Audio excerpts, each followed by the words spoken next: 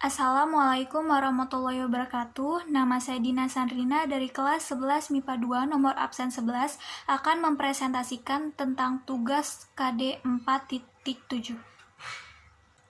Yang pertama yaitu kesimpulan peristiwa proklamasi.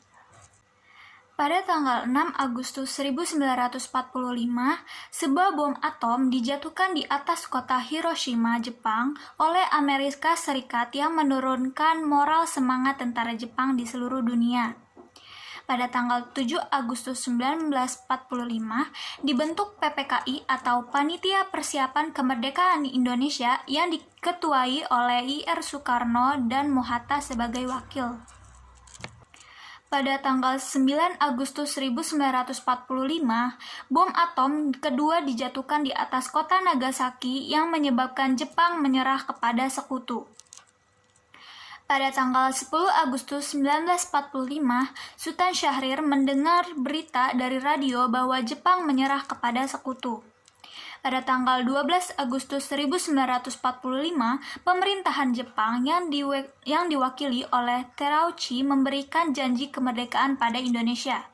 Pada tanggal 14 Agustus 1945, Sultan Syahrir mendesak Soekarno dan Mohatta untuk segera memproklamasikan kemerdekaan Indonesia.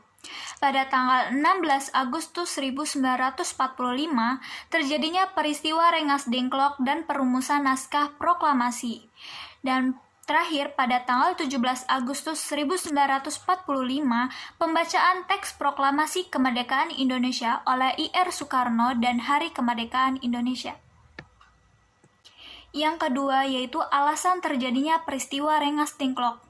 Alasan terjadinya peristiwa Rengas Dengklok ini dikarenakan adanya perbedaan yang terjadi antara golongan muda dan golongan tua.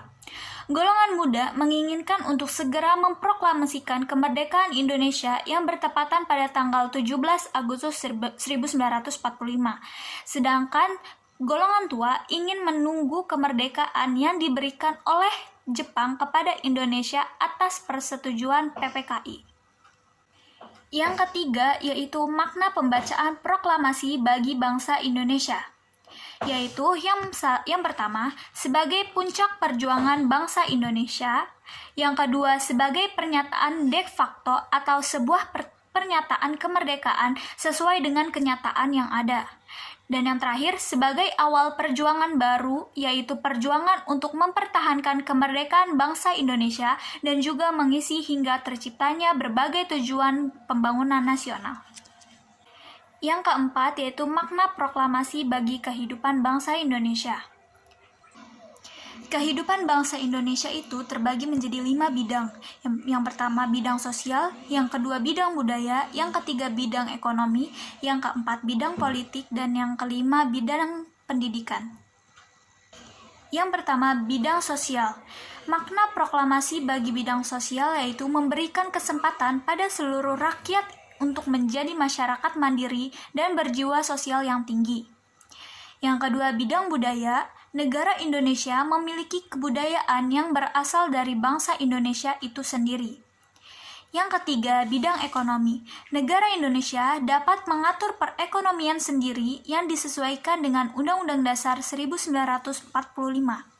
Yang keempat, bidang politik. Negara Indonesia memiliki sistem pemerintahan kedaulatan rakyat, yaitu kekuasaan tertinggi berada di tangan rakyat. Dan yang kelima, bidang pendidikan. Rakyat Indonesia dapat belajar dengan baik tanpa mementingkan status sosial, meningkatkan kualitas masyarakat, terbebas dari penjajah, dan menikmati hidup yang nyaman. Sekian dari saya. Wassalamualaikum warahmatullahi wabarakatuh.